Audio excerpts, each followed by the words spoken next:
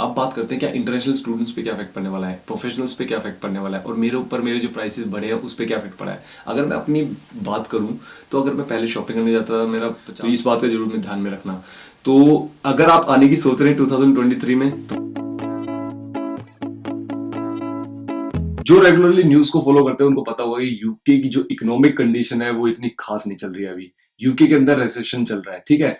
अब क्या ये रिसेशन अफेक्ट करने वाला है आप लोगों को, स्टूडेंट्स को, इंटरनेशनल स्टूडेंट्स को अफेक्ट करने वाला है क्या 2023 में आप लोगों को यूके पढ़ने आना चाहिए? क्या ऑलरेडी जो स्टूडेंट यहाँ पे आ चुके हैं उनके लिए बेनिफिशियल है? क्या आगे आने वाले 6 महीने 12 महीने किस तरह के होने वाले हैं? क्या जो प्रोफेशनल्स यहाँ आने की सोच रहे हैं, रिसेशन उनकी जो जेब है वो कितनी खाली करने वाला है, या किस तरह के हालात अभी यहाँ पे करंटली चल रहे हैं? क्योंकि मैं यहाँ पे रह रहा हूँ, यहाँ पे खर्चा कर रहा हूँ, यहाँ पे रेगुलरली बेसिस पे, पहले भी मैं यहाँ पे रह रहा था जब रेजिस्ट्रेशन नहीं था, 5 साल पहले भी मैं यही था, तो मैं आप लोगों को डिटेल में बता सकता हूँ कि भाई यहाँ पे कितनी महंगाई हो गई है और कितनी महंगाई होने की एक्सपेक्टेड है। कुछ डॉक्यूमेंट्स है आप लोगों के साथ में शेयर करने वाला हूँ।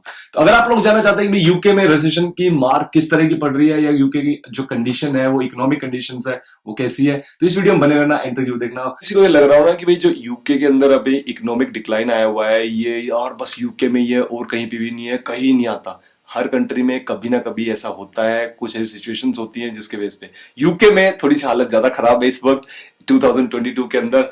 तो अब सबसे पहली बात तो ये आती है, बहुत सारे लोग ये सोचते हैं कि रजिस्ट्रेशन होता क्या है, मतलब कि भाई टर्म तो पता है कि भाई हिंदी में अगर बोले तो इसको दिवालिया बोलते हैं, लेकिन दिवालिया होता क्या है, रजिस्ट्रेशन क्या होता है? जब इकोनॉमिक डिक्लाइन होती है किसी भी कंट्री का उसको रजिस्ट्रेशन बोलते हैं। अब बात ये आती है कि भाई इसका इफेक्ट क्या पड़ रहा है इंटरनेशनल स्टूडेंट्स के ऊपर, या फिर प्रोफेशनल्स के ऊपर, या फिर मेरे ऊपर कि भाई मैं जो खरीदारी वगैरह करता हूँ कितना खर्चा बढ़ गया मेरा, कि भाई मेरे जो मोर्गेज यहाँ पे घर का रेंट, तो कह लो रेंट नहीं ऑब्वियसली, जो मोर्गेज हम पे करते हैं, जो रेंट पे रहने ऑब्वियसली उनके लिए रेंट की हम बात करने वाले हैं। इसके साथ साथ जो ग्रोसरी की शॉपिंग हम करके लेके आते हैं, क्योंकि जो स्टूडेंट यहाँ पे आएगा या प्रोफेशनल आएगा ग्रोसरी की शॉपिंग तो करने वाला है, खाने के लिए चीजें लेने वाला है, पेट्रोल के प्राइसेस वगैरह, जॉब मार्केट किस तरह का है, ये सारी मैं बताने वाला हूँ, अपने खर्चे सारे के सारे आपको बताने वाला हूँ कि कैसा इफेक्ट पड़ा है मेरे ऊपर। उससे पहले मैं आप लोगों के साथ अभी आज ही 2 आर्टिकल जो रिलीज हुए, एक तो है अर्नस्ट यंग ने एक अपनी पूरी पूरी जो इन्वेस्टिगेशन करी है, उन्होंने एक आर्टिकल रिलीज किया जहां पे बताया है कि रिसेशन के बारे में, यूके का रिसेशन कब तक रहेगा और कब इसके खत्म होने के चांसेस है। सेम गोल्डमैन सैचेज ने एक आर्टिकल रिलीज किया है, मैं दोनों के दोनों आप लोगों से शेयर करता हूं, उसको डिफाइन करते हैं, बात करते हैं उसके बारे में,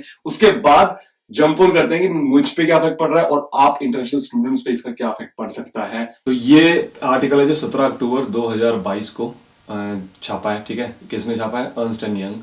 UK economy expected to be in recession until summer 2023 says latest Ernst Young item club forecast। जो इन्होंने मतलब अपनी रिसर्च करी है उसके बेसिस पे इन्होंने बताया, new forecast warns UK is facing a potential of recession for the next 3 quarters but says the risk of severe downturn has been reduced by the government's intervention on energy bill। इनका कहने का मतलब ये है simple कि जो government ने intervention किया है ना, कि भाई हम जो है एनर्जी बिल है उनको बढ़ने नहीं देंगे, उस पर हम आपको रिबेट देंगे, या जो गवर्नमेंट की तरफ से फैसिलिटी मिलती है कि भाई आपके बिल हम वहीं पे फ्रीज कर देंगे, तो उस तरह से इस ये रीजन हो सकता है कि रेजिस्ट्रेशन जल्दी एंड हो सकता है, ठीक है। इसके बाद हम नीचे ये पूरा पूरा आर्टिकल तो आप लोग पढ़ सकते हो बाय योरसेल्फ, ठीक है। तो high energy prices, elevation inflation, rising interest rates and global economic weakness means the UK economy is expected to be recession until the middle of 2023। तो 2023 के बीच में ये रहेगा रिसेशन, ठीक है। फॉलोइंग ए फोरकास्ट 2.3 डिक्लाइन, ये तो सारी आप टर्म्स पढ़ सकते हो, ठीक है। ये मैं आपको क्या बताऊं, ये सारी ये इन्फ्लेशन इजेस, टैक्स कट और टेक इफेक्ट, ये सारे आप पढ़ सकते हो यहाँ पे। Inflation is at 40-year high but interest rates will peak lower than market expectations. Inflation जो है यूके में इतनी हाई 40 साल पहले हुई थी, तो अभी अगर ये यहाँ पे हो रही है तो बहुत बड़ी चीज हो रही है। अगर मैं दिखाऊं तो यहाँ पे इन्फ्लेशन जो है is expected to average 8.9% in 2022, 5.5% in 2023 and fall below the Bank of England's 2% target in 2024। तो मतलब ये जो है 2024 में जाके ये रिसेशन जो अभी शुरू हुआ है इसका जो असर पूरा पूरा है वो खत्म होगा। तो अब आगे आने वाले 1.5-2 साल ये रहने वाली है ये चीज। While high inflation means significant increase in the Bank of England base rate are likely. तो ये इसका इफेक्ट तो ऑब्वियसली चीजें महंगी होंगी, ठीक है, उस पर पड़ेगा, घर वगैरह जो आप लेते हो या ट्रैवल जो भी करते हो सारा सारा उस पर फर्क पड़ने वाला है। अब यहाँ पे अगर हम ये ग्राफ है, बहुत ही इंटरेस्टिंग ग्राफ है जिसको आप देखो, UK average earnings and inflation autumn 2022, earning versus inflation कितना डिफरेंस है मैसिव यहाँ पे। तो ये यहाँ पे वापस जाके 2024 में जो आपकी इन्फ्लेशन है वो कम हो जाएगी, अर्निंग आपकी बढ़ जाएगी। जो अभी तक अर्निंग का ग्राफ देखो तो ऊपर ही चल रहा था, यहाँ पे जब ये 2011-12 में रिसेशन आया था तब ये ऊपर गया था, उसके बाद ये नीचे था, ये देख लो मोस्टली टाइम। तो यहाँ पे 2011-12 का जो हमारा रिसेशन आया था उससे बहुत बड़ा रिसेशन है ये, डेफिनेटली आप इस ग्राफ्स में या जो आपको ये आर्टिकल इसमें भी देखने को मिल रहा है। तो लेकिन यही बात है कि यार जब इस तरह के रिसेशन आते हैं ना मार्केट में, या इस तरह का इकोनॉमिक डाउनटर्न आता है, उसके बाद इकोनॉमी जब बूस्ट करने पे आती है बहुत तेजी से बूस्ट करती है, अगर कंट्री के जो लॉ मेकर्स हैं या पॉलिसी मेकर्स हैं या फिर गवर्नमेंट है राइट डिसीजन ले तो, नहीं तो नहीं। ठीक है, ऐसी बहुत सारी कंट्रीज हैं जो इनके साथ ऐसे रिलेशन आया और वो कभी ऊब भी नहीं पाई, उससे ऊपर ही नहीं उठ पाई, क्योंकि राइट डिसीजन लेना बहुत इंपॉर्टेंट है इस चीज के लिए। Consumer spending and house prices to fall in 2023, तो घर के प्राइस गिरने वाले हैं। अगर जो भी घर लेने की सोच रहे हैं यूके के अंदर तो डेफिनेटली वो इसके बारे में सोच सकते हैं, क्योंकि 2023 में घर के प्राइसेस और भी ज्यादा गिरने वाले हैं एज पर देयर रिपोर्ट। और ऐसा होता है जो ये रिपोर्ट, क्योंकि ऐसे ही नहीं है कि कोई भी बैठ के बना रहा है रिपोर्ट। ठीक है, while unemployment will rise, unemployment rise होने वाली है बट मोडेस्टली। ठीक है, मोडेस्टली मतलब धीरे धीरे, इतना ज्यादा मैसिव वो नहीं होगा, अनएम्प्लॉयमेंट बढ़ जाएगी। ठीक है, consumer spending previously expected to grow 4.1%, ये सारे पढ़ लेना यार, ये तो आप लोग पढ़ सकते हो। ठीक है, दूसरा आर्टिकल ये है जो आज ही रिलीज हुआ है अक्टूबर 17 को, Goldman Sachs sees deeper UK recession after tax U turn. ठीक है, क्योंकि जैसे आप लोग पता होगा यूके गवर्नमेंट, लिज ट्रस की जो नई गवर्नमेंट थी, जो उनके फाइनेंशियल चांसलर थे उसको सैक कर दिया गया है, नया चांसलर आ चुका है। तो डेफिनेटली जो डिसीजंस उन्होंने पहले लिए थे उसको ओवरटर्न किए जा रहे हैं, मतलब उसको वापस लिए जा रहे हैं, नए डिसीजंस इंपोज किए जा रहे हैं। तो इसके बारे में आप डिटेल में इस आर्टिकल का लिंक मैं नीचे छोड़ दूंगा, उसको आप पढ़ सकते हो। तो ये तो थे आर्टिकल्स जो मैंने आप लोगों के साथ शेयर करे, इन पूरा डिटेल में नंबर वाइज दिखा के इन्होंने बताई वो चीज। अब बात करते हैं क्या इंटरनेशनल स्टूडेंट्स पे क्या इफेक्ट पड़ने वाला है, प्रोफेशनल्स पे क्या इफेक्ट पड़ने वाला है, और मेरे ऊपर मेरे जो प्राइसेस बढ़े हैं उस पर क्या इफेक्ट पड़ा है। अगर मैं अपनी बात करूं तो अगर मैं पहले शॉपिंग करने जाता था, मेरा 50 पाउंड के करीब या 60 पाउंड के करीब इतना बिल बनता था वीकली का। ठीक है, अब वही बिल मेरा 100-110 पाउंड के करीब हो गया है। तो आप सीधा सीधा देखते हो 40% इंक्रीज। अगर एक चीज मैं पिक करूं कि भाई किस पे मुझे शौक हुआ है कि भाई जिसका रेट बढ़ा, जो मैंने देखा जो रेगुलर बेस पे हर कोई यूज करता है, वो है दूध, मिल्क। तो दूध का पहले क्या होता था, 6 पाइंट की जो बोतल आती थी जो अराउंड 3 लीटर के करीब उसमें दूध होता है, वो आता था 1 पाउंड 40 पेंस, 1 पाउंड 35 पेंस इतने का। अब वही इंक्रीज होके 1.75 या 1.80 के करीब इतना रेट हो गया है, तो सीधा इंक्रीज हो गया है। बाकी अगर बहुत सारी ऐसी चीजें, अगर आप किसी मैकडॉनल्ड्स में जाओ तो पहले यहाँ पे सेवर्स मेन्यू होता था, अब वो 1 पाउंड 19 कर दिया, पहले 99 पे होते थे, तो 20 पेंस वहाँ इंक्रीज कर दिए। ये सब कुछ बेसिक एग्जाम्पल्स मैं आप लोगों को दे रहा हूँ। तो अगर यहाँ पे 40% इंक्रीज हो गया है, लेकिन अगर आप देखो तो अगर आपकी जो सैलरी है वो इतनी इंक्रीज नहीं होती है। अगर परसेंटेज वाइज देखा जाए तो 10 to 15% अगर आपके प्राइस बढ़ रहे हैं, सैलरी आपकी इंक्रीज कितनी हो रही है, सैलरी आपकी इंक्रीज हो रही है भाई आपकी 2%, 5%, 10%, 10% तो कहीं पे भी नहीं होते। आपकी सैलरी इंक्रीज कितना होता है, जो एवरेज सैलरी इंक्रीज होता है एनुअल रिव्यू के बाद, वो होता है 3% से लेके 5%, कहीं पे 6 भी हो जाता है बहुत रेयर केसेस में।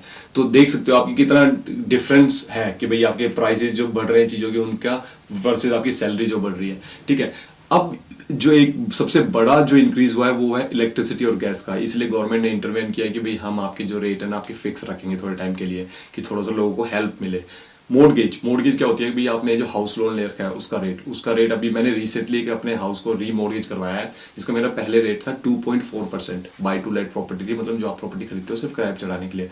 अब उसकी जो मुझे मॉर्गेज मिली है वो मिली 6.9%। तो you can see the difference कि कितना बड़ा डिफरेंस है।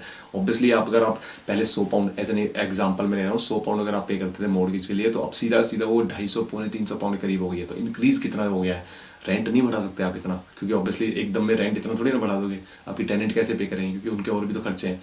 तो इस चीज के बारे में भी सोचना पड़ता है।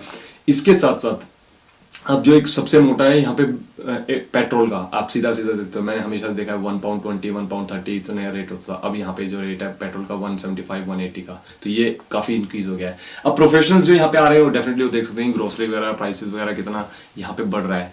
लेकिन अब इसके बाद ये आता है कि भाई क्या इंटरनेशनल स्टूडेंट्स के लिए बहुत ज्यादा नुकसान होगा अगर वो यहाँ पे आएंगे 2023 में। तो इंटरनेशनल स्टूडेंट्स को एक मैं चीज बता दूं, ठीक है, देखो जो ग्रोसरी प्राइसेस हो गए या आपकी बेसिक लिविंग एक्सपेंसेस के प्राइस हो गए वो तो डेफिनेटली बढ़े, उसमें कोई दो राय नहीं है। अब बात आती है कि एम्प्लॉयमेंट, जॉब अवेलेबिलिटी है। जॉब अवेलेबिलिटी देखो रिसेशन के टाइम पे ना जॉब कम तो होती है, आपने आर्टिकल देखा इसमें भी था अनएम्प्लॉयमेंट बढ़ेगी, लेकिन अनएम्प्लॉयमेंट इतनी नहीं बढ़ती। रीजन क्या है, क्योंकि इंडस्ट्री को रन करने के लिए लोग तो चाहिए होते हैं। ठीक है, और जब रिसेशन के बाद वापिस इकोनॉमी बूस्ट पे आती है, जो मतलब ग्रो करती है ना, तो बहुत तेजी से ग्रो करती है, तो जो अपॉर्चुनिटीज होती है ना और भी ज्यादा निकल के आती है। अब रिसेशन कितने टाइम के लिए रहेगा, 3 महीने रहेगा, 6 महीने रहेगा, 1 साल रहेगा, 2 साल रहेगा, 2 साल ज़्यादा रहेगा नहीं। अगर आप 2023 में आते हो यहाँ पे पढ़ाई करने के लिए और 2 साल का अगर आपको PSW मिलता है तो डेफिनेटली आपका रेजिडेंस तो पता नहीं कहाँ चला जाएगा, ठीक है, आपको उसका कोई फर्क ही नहीं पड़ना।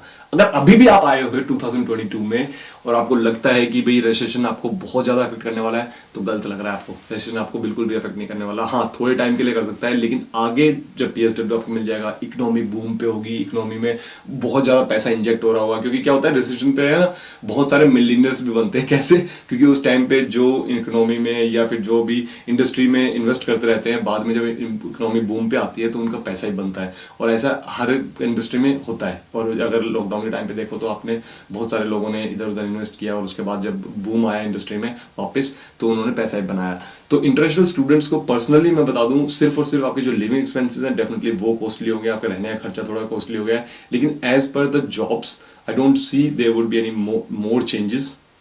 ज़्यादा इफेक्ट नहीं पड़ने वाला, बल्कि हो सकता है कि आपको आने वाले टाइम में फ़ायदा बेशक हो जाए। तो इसलिए इस बात का बिल्कुल बेफिक्र रहिए कि रजिस्ट्रेशन आपकी जॉब छीन लेगा, आपको जॉब नहीं मिलेगी, ये चीज़ नहीं है। हाँ, खर्चे थोड़े से बढ़ जाएंगे। प्रोफेशनल्स के लिए मैं बता दूं कि हाँ, प्रोफेशनल्स यहाँ पे आपके लिविंग एक्सपेंसेस बढ़ जाएंगे, जॉब अवेलेबिलिटी, जॉब अपॉर्चुनिटी वो है वो कम नहीं होने वाली। रजिस्ट्रेशन टाइम में मैंने देखा कि जॉब अपॉर्चुनिटीज कम होती हैं, कुछ टाइम के लिए हो सकती हैं, लेकिन वो जब खुलती हैं तो उससे भी बहुत ज़्यादा खुलती हैं। तो इस बात का जरूर में ध्यान में रखना। तो अगर आप आने की सोच रहे हैं 2023 में तो बेझिझक यार, बेखौफ होके आइए, ऐसा कुछ अफेक्ट नहीं पड़ने वाला आप लोगों के ऊपर। तो यही था गाइस इस वीडियो में। आई होप आप लोगों को ये वीडियो अच्छी लगी। वीडियो लाइक जरूर कर देना और नीचे कमेंट करके बताना। मिलते हैं नेक्स्ट वीडियो में, तब तक के लिए